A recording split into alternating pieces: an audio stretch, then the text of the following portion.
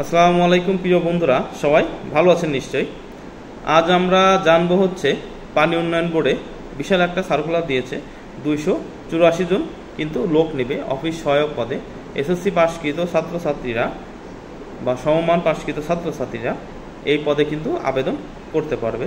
পানি উন্নয়ন বোর্ডের চাকরি একটা অনেক মজাদার চাকরি এবং সারা বাংলাদেশেই এর প্রতিষ্ঠান আছে বিধায় নিজ জেলায় চাকরি করার সুযোগ থাকে, আর অন্য কোথাও পোস্টিং দিলেও নিজ জেলায় আসার সুযোগ থাকে। অর্থাৎ আজকেই আমরা জানব যে অফিস সহায়ক পদের কাজ, বেতন, সুযোগ সুবিধা, পরীক্ষা প্রস্তুতি এবং সাজেশন নিয়ে। সম্পূর্ণ ভিডিও দেখলে অবশ্যই কিন্তু উপকৃত হবেন। অফিস সহায়ক হচ্ছে আপনার এই প্রতিষ্ঠানের একটা 20তম গ্রেডের চাকরি। আপনার সর্বসাকল্যে মাসে কিন্তু বেতন আসে 15 থেকে 17,000 টাকার মধ্যেও। তাছাড়া আনুষঙ্গিক অন্যান্য ভাতা টাতা, অন্যান্য সুযোগ সুবিধা মিলে আপনার কিন্তু অনেক সময় 15 থেকে 20,000 টাকার মতো বেতন আসবে। আর প্রথমবার যে কোনো জায়গায় পোস্টিং দিতে পারে, কিন্তু আপনি ভবিষ্যতে নিজ এলাকায় পোস্টিং নেওয়ার কিন্তু আপনার সুযোগ থাকবে। আপনার অপেক্ষাকৃত চাপ কম থাকায় আপনার এই প্রতিষ্ঠানে চাকরি করে কিন্তু মজা পাওয়া যাবে, অর্থাৎ একটা রিল্যাক্সে চাকরি করা যাবে এই অফিস সহায়ক পদে। এখন এই পানি উন্নয়ন বোর্ডের আপনার অফিস সহায়ক পদের কাজ কি? পানি উন্নয়ন বোর্ডে অফিস সহায়ক পদের কাজ হচ্ছে অন্যান্য অফিস সহায়ক পদের কাজের মতোই, অর্থাৎ অফিসের যাবতীয় যত কাজ আছে আপনাকে করতে হবে। ফাইলপত্র থেকে শুরু করে অফিসিয়াল যত কাগজপত্র সেই সবগুলো সংরক্ষণ করা, কর্তৃপক্ষ চাইলে বের করে দেওয়া, এক অফিস থেকে আর এক অফিসে আপনার নিয়ে যাওয়া। সেক্ষেত্রে আপনি টিএডিএ পাবেন, এবং যদি আপনার এক অফিস থেকে অন্য অফিসে যাতায়াত করতে হয় তাহলে মাসে 8 থেকে 10,000 আপনার বেসিক অনুযায়ী, অর্থাৎ এক সময় দেখা যাবে যে টিএ বিলই আপনার 15 থেকে 20,000 টাকা মাসে টিএ বিল আসবে, অর্থাৎ 15 থেকে 20,000 টাকা টিএ বিল আসবে। আর এমনিতেই চাকরিতে যোগদান করলে যদি অফিসের এই অফিস থেকে ওই অফিসে আপনার আদান প্রদান করতে হয় কাগজপত্র, ফাইল, সেই ক্ষেত্রেও আপনার টিএ পাওয়া যায়। এই টিএ পাওয়ার সিস্টেমটা হচ্ছে আপনার 8 থেকে 10,000, এবং সেই ক্ষেত্রে আপনার 8 থেকে 10,000 টাকা সাধারণত খরচ হয় না। সর্বসাকল্যে 2-3,000 টাকার মতো খরচ হতে পারে আপনার যাতায়াতে। বাদ বাকি হচ্ছে আপনার একটা লাভবান হবেন আপনি এই টিএর কারণে।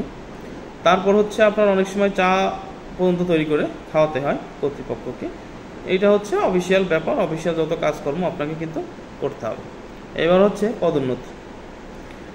অফিস সহায়ক থেকে অবশ্যই পদোন্নতি আছে, সাধারণত 5 থেকে 7 বছর পর এর মধ্যে অফিস সহকারীতে পদোন্নতি হয়, অথবা অফিস সহকারী কাম কম্পিউটার অপারেটরে পদোন্নতি হয়।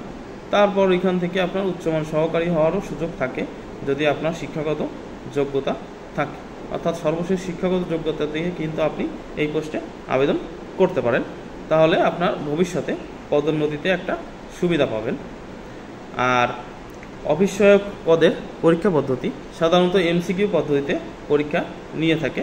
এমসিকিউ সাধারণত 70 মার্কের হয়, আর বাদ বাকি ভাইবা হয় আপনার 30 মার্কের বা 20 মার্কের, এরকম আপনার ভাইবা হয়। আর 70 মার্কের এমসিকিউ পরীক্ষা হয়, তারপর হচ্ছে আপনার ভাইবা। সাধারণত আপনার এই ভাইবাতে আপনার কি জিজ্ঞেস করা হয় সেই সম্পর্কেও কিন্তু ভবিষ্যতে আপনার আলোচনা করা হবে। এখন অফিস সহায়ক পদের আপনার পরীক্ষার মানবন্টন জানলেন। সাধারণত এমসিকিউ পদ্ধতিতে পরীক্ষা নিয়ে থাকে, যেহেতু এবার অধিক সংখ্যক পরীক্ষার্থী মানে আপনার শিক্ষার্থী বা চাকরি প্রত্যাশীরা এখানে আবেদন করবে।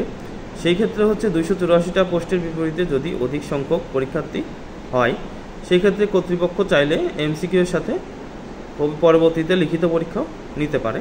তাই আপনারা এমসিকিউ প্লাস লিখিত পরীক্ষার প্রস্তুতিটা নিতে থাকলে সবচেয়ে ভালো হয়। এর জন্য 11 থেকে 20তম গ্রেড লিখিত নিয়োগ সহায়িকা এরকম একটা বই বাজারে পাবেন। অনেক প্রকাশনীর, প্রফেসর, রিসেন্ট, ওরাকল থেকে শুরু করে অনেক প্রকাশনীর আপনারা বই পাবেন। সেইখান থেকে একটা ভালো মানের বই কিনলে আপনারা ভালো প্রস্তুতি নিতে পারবেন। তাছাড়াও অফিস সহায়ক নিয়োগ সহায়িকা বই বাজারে কিনতে পাওয়া যায়। এই বইগুলো কিনলে বিগত প্রশ্নগুলো সমাধান করার সুযোগ থাকবে এবং আপনার দক্ষতা কিন্তু বাড়বে। অবশ্যই আপনাকে পরীক্ষার জন্য প্রস্তুতি নিতে হবে, এবং পরীক্ষার সাজেশন ভিডিওর মধ্যে দেওয়া থাকবে, বাংলা, ইংরেজি, গণিত এবং সাধারণ জ্ঞান। আর অবশ্যই হচ্ছে আপনার বিসিএস এর প্রশ্নগুলো কিন্তু আপনাকে সমাধান করতে হবে, অর্থাৎ 10 থেকে সাম্প্রতিক যে বিসিএস হয়েছে সেই পরীক্ষার প্রশ্নটাকে সমাধান করতে হবে। সেই ক্ষেত্রে হচ্ছে আপনি ইংরেজি সাহিত্য, সুশাসন, নৈতিকতা, গাণিতিক যে দক্ষতার যে জটিল প্রশ্ন আসে এবং বাংলা সাহিত্য চাইলে কিন্তু বাদ দিয়ে পড়তে পারেন। বাদ বাকি অংশ যদি ভালোভাবে অন্তত 4 থেকে 5 বার রিভিশন দেন এবং বিগত সালগুলোর প্রশ্ন আপনি যদি ভালো করে রিভিশন দেন, ইনশাল্লাহ ভালো একটা প্রস্তুতি হবে এবং আপনার চাকরি পাওয়ার সম্ভাবনা অনেক বেশি থাকবে।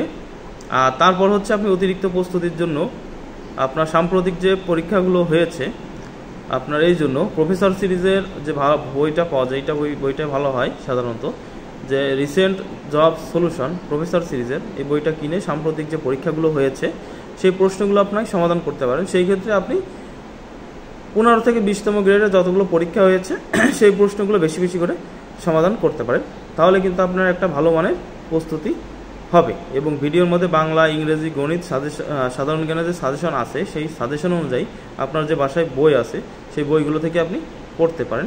এবং বাসায় এই বইগুলো অবশ্যই আপনার থাকা উচিত। যে বাংলার জন্য সাধারণত বোর্ড বই, বাংলা দ্বিতীয় পত্র, নবম দশম শ্রেণীর, অথবা আপনার যে বাংলা MP3 বাংলা অথবা অগ্রদূত বাংলা, এই একটা বই থাকলে হয়। তারপরে MP3 সিরিজের বাংলাদেশ আন্তর্জাতিক বইটা থাকা দরকার। তারপরে ইজি কম্পিউটার বইটাও থাকা দরকার। গণিতের জন্য হচ্ছে খাইরুল বেসিক ম্যাথের এই বইটাও থাকা ভালো, অথবা প্রফেসর সিরিজের গাণিতিক এই বইটা থাকলেও ভালো হয়। আর নবম দশম শ্রেণী, অষ্টম শ্রেণী এবং নবম শ্রেণীর গাণিতিক মানে বোর্ড বই পুরাতন এই বইটা থাকলেও কিন্তু আপনি অনেক এগিয়ে থাকবেন।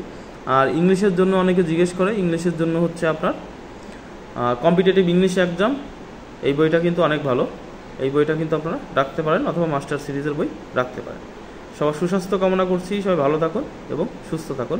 এবং এই সংক্রান্ত যদি কোনো প্রশ্ন থেকে থাকে অবশ্যই করবেন, কমেন্ট বক্সে উত্তর দেওয়ার চেষ্টা করব। সবাই ভালো থাকুন, সুস্থ থাকুন, আল্লাহ হাফেজ।